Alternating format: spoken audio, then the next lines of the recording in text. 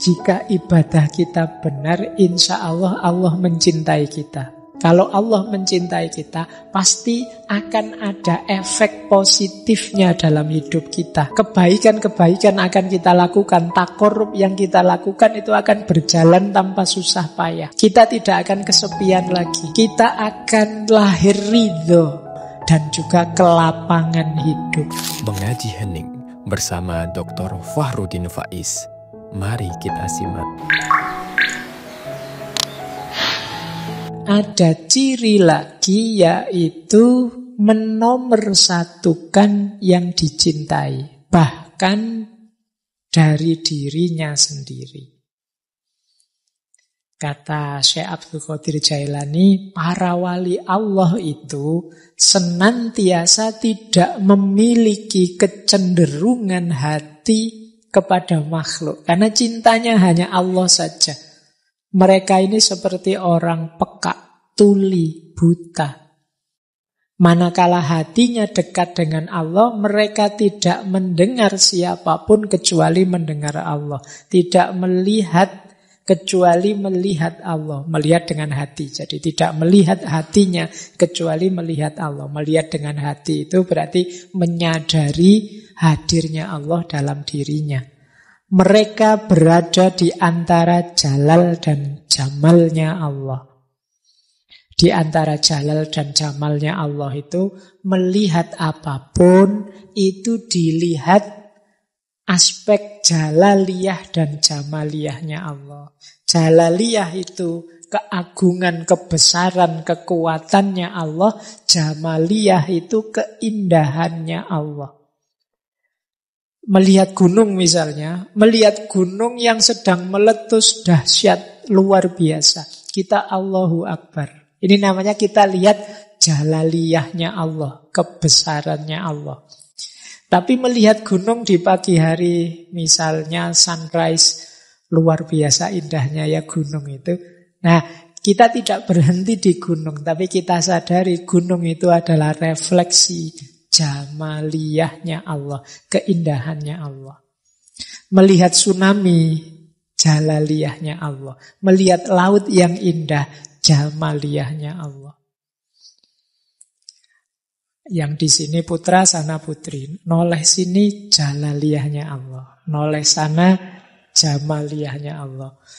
Karena saya cowok, nanti kalau yang pembicaranya putri mungkin dibalik.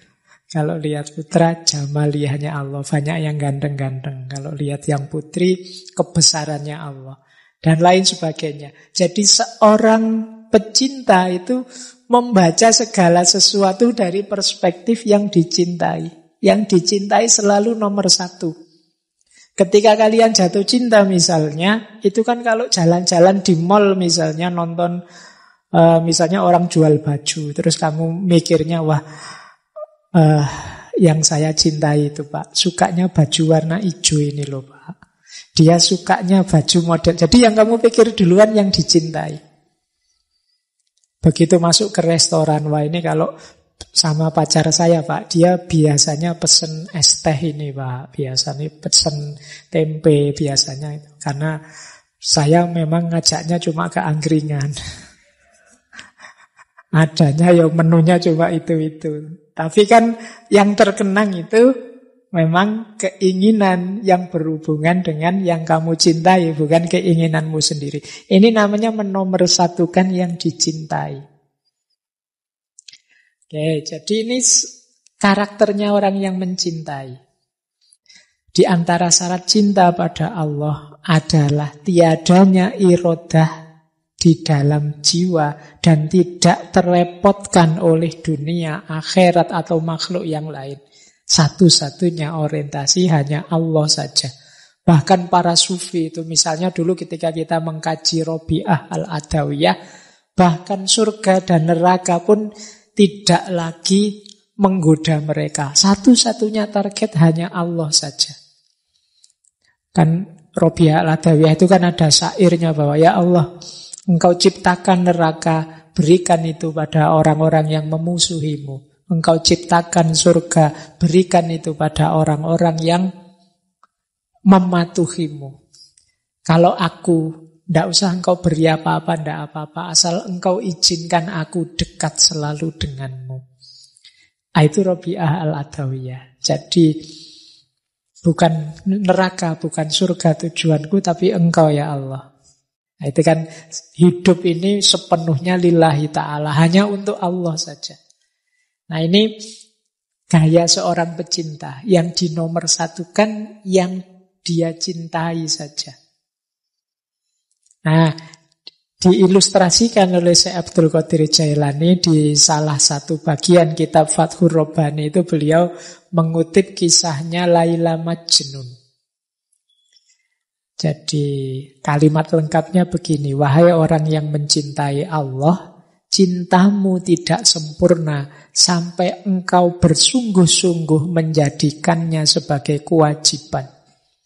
Segala yang engkau lakukan adalah sepenuh perhatian. Jadi sepenuhnya untuk Allah saja. Bahkan kayak kewajiban. Mungkin teman-teman tanya, Pak, dalilnya mana, Pak? Wajib mencintai Allah. Itu misalnya kalian tanya begitu. Kata Syekh Abdul Qadir Jailani, pokoknya ayo kita jadikan mencintai Allah itu sebagai kewajiban. Biar ada dorongan. Meskipun cinta itu, kewajiban itu levelnya di bawah cinta. Tapi menuju ke sana, ayo kita agak menekan diri kita untuk sampai ke sana. Jadikan dirimu seperti orang yang gila kepada Laila. Nah ini analoginya kayak yang kita kaji dulu, cerita Laila Majnun. Qais Ibnu Mulawah yang dia kekasihnya Laila. Ini kan banyak orang menganggapnya gila. Ketika cintanya sudah tidak tertahan lagi, ia menjauh dari keramaian manusia, lalu merantau ke padang belantara, tempat-tempat binatang buas. Banyak orang bertanya, lu Qais itu lu jatuh cintanya pada Laila, kok malah keleleran, apa bahasa Jawa nih, mengembara kemana-mana, ke padang-padang pasir, ke hutan belantara. Mbok yo muter saja di desanya Laila. Ini sebenarnya analogi, saya sering bilang ini kisah ini analogi cinta ilahiyah, cinta kepada Tuhan. Jadi kalau kita cinta pada Allah, ada satu hal yang harus kita jalankan, namanya uzlah. Menyendiri untuk bersama Allah. Makanya Qais itu ke padang-padang pasir, ke hutan-hutan, dalam rangka berdua saja dengan yang dicintai. Ini sebenarnya simbolisme dari uzlah. Ia menjauh dari keramaian manusia, mengasingkan diri, menjauh dari pujian atau celaan manusia. Padahal pembicaraan manusia tentang Qais itu selalu berisi olok-olokan saja. Dia ini selalu diketawain orang, dianggap orang gila. Tapi kata Syekh Abdul Qadir Jailani, ia rela dan mereka benci. Dia ridho, tapi banyak orang yang membenci dia dengan cintanya. Nah, satu ketika ada yang bertanya kepada Qais ini, siapa kamu? Dia menjawab, Laila. Dari mana asalmu? Dari Laila. Kemana tujuanmu? Laila. Oh, ini menarik ya. Coba kalian ganti kata Laila itu dengan Allah. Oh, itu nanti klop dengan beberapa pandangan para filosof. Hakikat diri kita. Kalau yang paling dalam itu kan wa nafakha fihi min ruhi, ada unsur ilahiyah. Maka aku yang sejati itu Laila. Yang ini ketika diucapkan oleh beberapa sufi secara vulgar, oleh orang yang tidak paham dianggap sesat. Dari mana asalmu Laila? Asal kita kan dari Allah, dan kamu mau kemana Laila? Kembali pada Allah. Inna lillahi wa inna ilaihi roji'un. Jadi Qais ini diajak ngobrol apapun tidak nyambung. Dia nyambung kalau diajak ngobrol semacam ini. Kata Syekh Abdul Qadir Jailani, dengan demikian telah nyata bahwa Qais ini buta selain pada Laila. Dia tuli dari pembicaraan selain suaranya Laila. Jadi kalau tidak ada hubungannya dengan Laila, dia enggan. Orang yang mencintai Allah juga begitu. Kalau tidak ada hubungannya dengan Allah, dia menghindar. Nah, ini syaratnya tadi ya. Terus, sifat pecinta yang lain adalah tidak mendua. Jadi, berarti tidak selingkuh. Allah paling tidak suka diselingkuhi, diduakan. Nah, ini bisa dipakai dalil ya. Kalau yang tidak mau selingkuh. Kayak sinetron kemarin lah, layang-layang. Ya. Nah, kalau ada yang tanya dalilnya apa, ada Al-Qur'annya. Karena Allah itu tidak menjadikan dua hal di satu hati.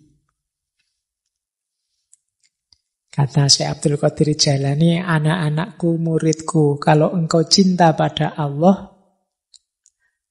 jangan kamu satukan dengan mencintai yang lain. Kenapa? Karena Allah tidak menjadikan seseorang mempunyai dua hati di satu dada. Jadi, kata Syekh, dunia dan akhirat sulit kalau digabung jadi satu. Kalau tujuannya dunia dengan kendaraan akhirat bisa. Itu kan yang di hati kita tetap akhiratnya, tetap Allahnya. Tinggalkan segala yang fana sehingga kita ketemu yang sejati, yang tidak fana. Di Fathur Rabbani bahkan ada ilustrasi. Nabi Adam ketika dulu di surga, dia salah orientasi cintanya. Dia begitu mencintai surga dengan taman-taman dan keindahannya yang membuat dia berjarak dari Allah. Bahkan pesannya Allah untuk jangan dekat-dekat di satu pohon pun dilanggar. Jadi kesenangan surga membuat dia, ini kalau di Fathur Rabbani, terpisah dari Allah. Dia memisah antara Allah dan surga. Akhirnya apa? Merasakan kepahitan, diusir dari surga, diuji memakan buah terlarang. Akhirnya terpisah dengan Ibu Hawa dalam waktu yang tidak pendek, sekitar 3.000 tahun. Dia di Sarandib dan Ibu Hawa di Jeddah. Nah, ini ilustrasi. Nabi Yakub juga begitu. Begitu sayang dia sama putranya Yusuf. Akhirnya oleh Allah diuji dengan perpisahan yang cukup lama. Sampai saking sedihnya nangis sampai matanya buta.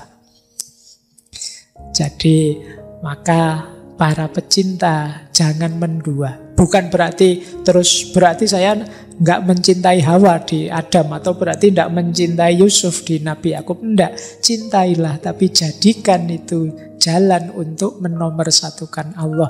Di hati kita tetap harus Allah saja. Nah, ini sifat pecinta. Nah, sifat pecinta selanjutnya adalah takut dan mengharapkan. Nanti silahkan teman-teman dibaca sendiri ya. Yang penting saya jelaskan maksudnya. Orang yang mencintai itu takut kehilangan yang dicintai dan mengharapkan ridhonya yang dia cintai. Itu pasti. Kalau tidak ada ini, kemungkinan belum cinta. Kamu takut gak ditinggal dia? Enggak Pak, kalau ditinggal yo nyari lagi gitu aja kok repot. Itu pasti belum cinta. Kalau cinta pasti takut ditinggal dan berharap dekat terus, bareng terus. Kepada Allah juga begitu. Ingin dekat terus, ingin bareng terus. Takut Allah murka, takut Allah marah, takut Allah tidak ridho, tidak berkenan. Ini sifat pecinta selanjutnya. Kemudian, nah ini kita masih setengah sebenarnya. Ini jalannya. Jalan kita untuk menempuh cinta ilahiyah atau mahabbah adalah yang pertama uzlah. Jadi menurut Syekh, ini satu paragraf ini saya baca agak menarik. Suatu kecelakaan bagi orang bodoh. Mengapa dia tidak mau belajar? Tapi 7 kali lipat kecelakaan bagi orang berilmu. Mengapa tidak mau beramal? Sehingga lenyap barokah ilmunya dan lepas tanda keilmuannya. Yang benar bagaimana? Berilmulah, beramallah, kemudian jauhkan dirimu sementara dari makhluk untuk menumbuhkan rasa cinta kepada Allah. Karena kalau kamu dekat terus dengan makhluk, kemungkinan besar kamu tergoda dengan dunia. Maka ada jalan yang lebih lurus, lebih utama. Ayo kita cari ilmu, mari kita mengamalkan ilmu. Dengan ilmu dan amal ini, mari kita mendidik diri. Antara lain dengan uzlah sebentar. Uzlah ini menjauh. Ya kalau uzlah ini ya tergantung situasi kita. Teman-teman silahkan mengambil strategi uzlahnya sendiri. Mungkin Pak, saya uzlahnya sepertiga malam terakhir saja ya Pak. Kalau ke gua saya tidak kuat Pak, jauh dari mall misalnya, nggak bisa belanja saya Pak, dan lain sebagainya. Ya tidak apa-apa Pak, saya uzlahnya bisanya seminggu sekali Pak. Ya kalau akhir pekan saja, kebetulan masih jomblo jadi saya sendirian. Ada momen untuk uzlah. Uzlah itu dalam rangka apa? Refleksi, muhasabah, menghitung diri demi peningkatan kualitas diri. Jangan terus-terusan kamu terlibat dengan orang lain, dengan makhluk. Kuatirnya kamu tidak kritis. Orang itu kan kalau dekat terus biasanya terus jadi tidak kritis. Jeleknya tidak kelihatan. Nah, jadi berilmu, beramal, kemudian menjauh sebentar untuk refleksi. Dari situ cinta akan muncul, berkembang. Dan kata Syekh di belakang itu, jangan dikira dengan uzlah itu kita akan tenggelam, dilupakan orang. Kata Syekh banyak cerita, dengan kehendaknya Allah justru perbuatan itu mampu memasyhurkan, memperharum namamu di hadapan makhluk. Bahkan semakin menambah bagianmu. Kadang-kadang kan kita heran, para aulia, orang-orang yang dicintai Allah ini kok rasanya kerja apa ya mereka, tapi kok kaya-kaya ya. Kok selalu seolah-olah datang sendiri rezekinya. Mereka masyhur, terkenal, banyak orang ngerti tanpa harus bikin akun Instagram, YouTube dan lain-lain. Mengapa? Ridho Allah, perkenan Allah, dengan kehendaknya Allah. Kalau Allah menganggap bahwa kemasyhuranmu bermanfaat bagi umat, insya Allah akan ditakdir masyhur, harum nama demi kemanfaatan makhluk. Kalian tidak usah sibuk mikir itu. Sibukmu adalah memperbaiki diri, mencintai Allah setulus mungkin. Jadi rumus pertama uzlah. Rumus kedua ridho, apapun ketetapannya. Orang yang dicintai Allah tentu rela atas ketentuannya, tidak memerlukan pertolongan dari selain Dia. Baginya kepahitan seorang fakir adalah kenikmatan. Ridho kepadanya dan merasa nikmat jika bersamanya. Letak kaya itu di pikiran. Nikmat jika sedang merasakan sakit, jinak jika berada dalam ketakutan. Alangkah beruntung wahai orang yang sabar, wahai orang yang rela, wahai orang yang memadamkan hawa nafsunya. Saya lanjutkan. Pecinta Allah adalah tamu di sisinya. Dan tamu tidak milih makanan, minuman, pakaian yang disediakan oleh tuan rumah dalam segala situasinya. Namun jika ia senantiasa terus-menerus berdiam, sabar, rela, maka kepada tamu yang seperti itu katakan gembiralah. atas apa yang engkau lihat dan jumpai. Jadi ini maksudnya, cirinya untuk jalan kita mendapatkan cinta pada Allah adalah ridho. Kita ini ibarat tamunya Allah. Kita ini sahabat yang sedang bertamu kepada Allah. Makanya kita dekat dengan Allah. Tamu yang baik itu ndak milih, ndak pesen makan minum, milih makanan. Kan kita kalau bertamu kan ndak pesen. Wah, saya bertamu siang-siang nih haus, saya minta es teh 2, es kan ndak begitu. Terserah saja tuan rumah ngasih apa, aku ridho, aku rela. Ini menunjukkan kita sayang pada yang kita tamui, yang kita dekati. Dan percayalah, yang kita tamui itu, kalau dia sayang pada kita, karena ini Allah pasti sangat sayang pada kita, yang diberikan pasti yang versi terbaik untuk kita. Meskipun karena keterbatasan-keterbatasan kita, mungkin kita sering kurang bisa membaca versi terbaik ini. Kadang-kadang kita membacanya dianggapnya itu siksaan, dianggapnya itu ujian berat, padahal mungkin manfaatnya banyak. Kayak kita bertamu terus disuguhi jamu misalnya, itu kan bagi kita, wah orang bertamu kok disuguhi jamu, ya ini dianggap kita orang sakit, apa pahit loh, itu ndak enak diminumnya. Kita ndak sadar bahwa disuguhi jamu itu nanti selesai bertamu kita akan segar luar biasa. Daripada kita disuguhi teh yang sangat manis, yang nanti begitu pulang nanti gula darahnya naik misalnya, dan lain sebagainya ilustrasinya. Maka ridhoi saja, relakan saja apapun pemberian Allah. Nah, jalan mahabbah yang lain adalah ibadah. Jangan lupa Syekh Abdul Qadir Jailani itu selain sufi juga faqih. Jadi beliau madhab Hambali. Bahkan ada yang bilang beliau ini pernah jadi mufti di Mesir. Nah, kata Syekh, jika ibadahmu benar, pasti Allah mencintaimu. Itu yang engkau rasakan di hatimu, yang membuat hatimu mesra bersamanya.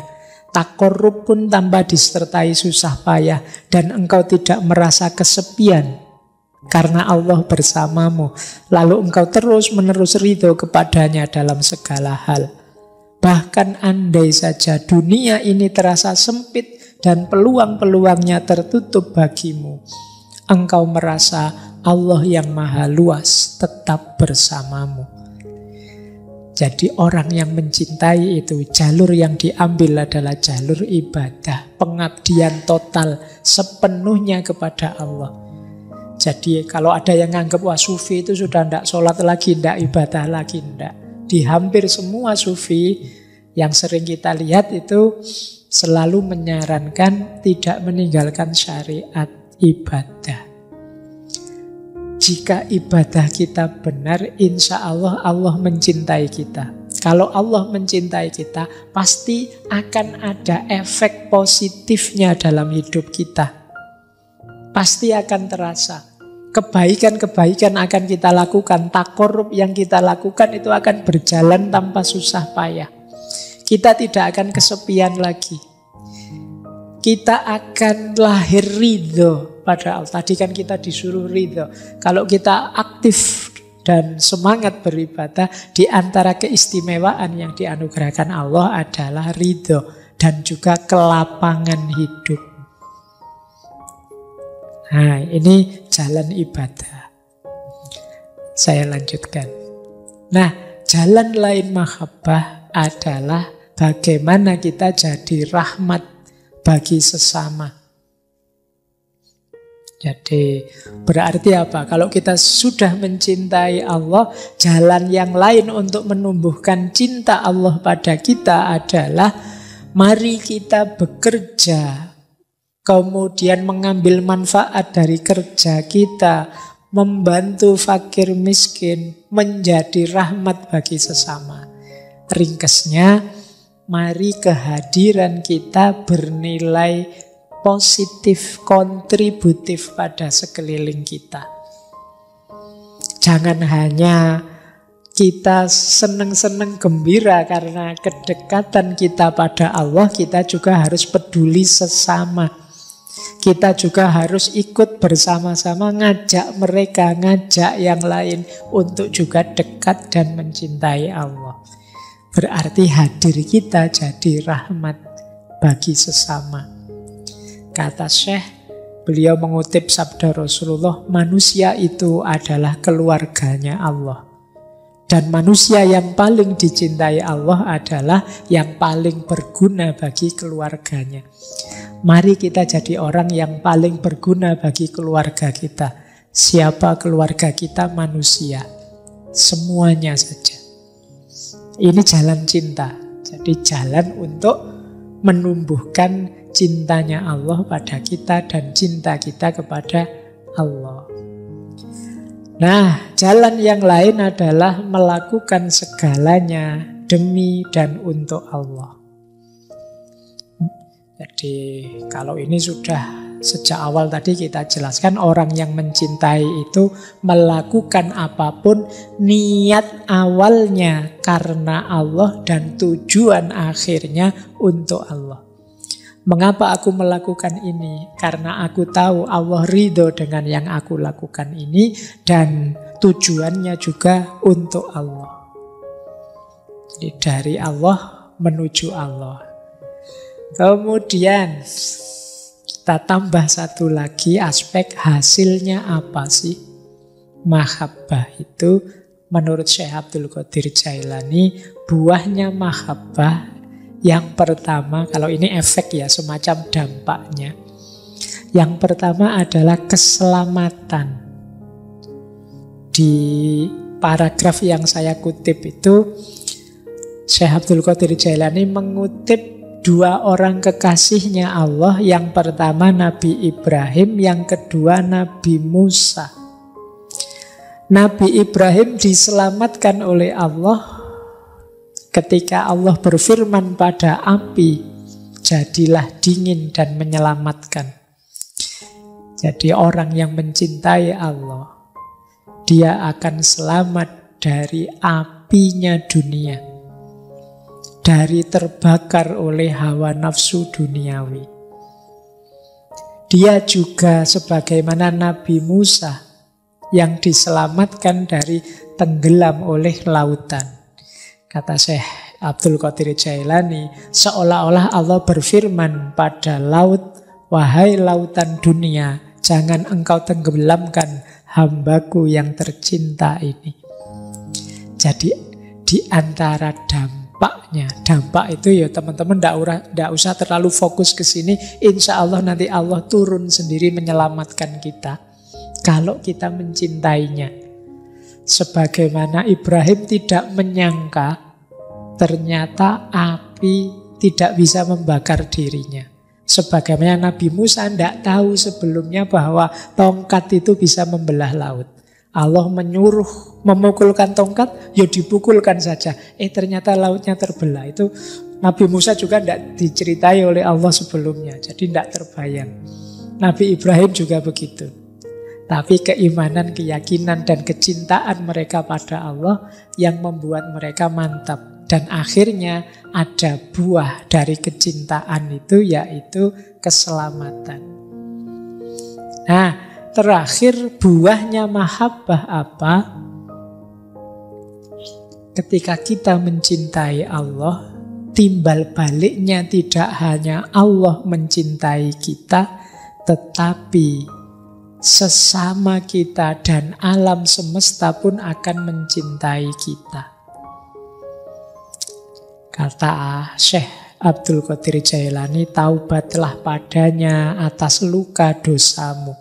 Mendekatlah padanya dengan menjalankan kewajiban dan menjauhi larangannya. Tinggalkan dosa-dosa lahir dan batin.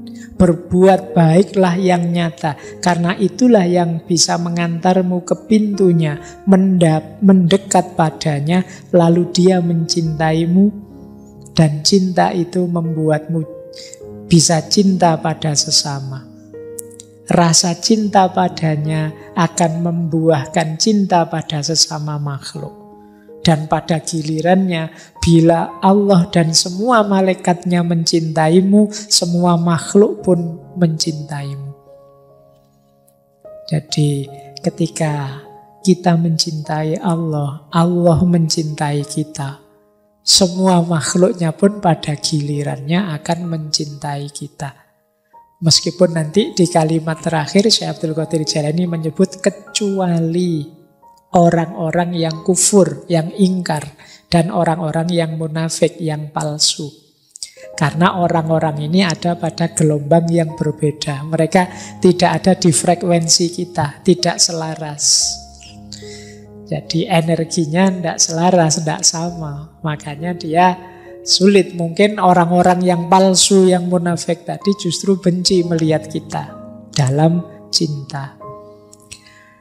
Nah, terakhir, waktunya sudah jam 10 nanti.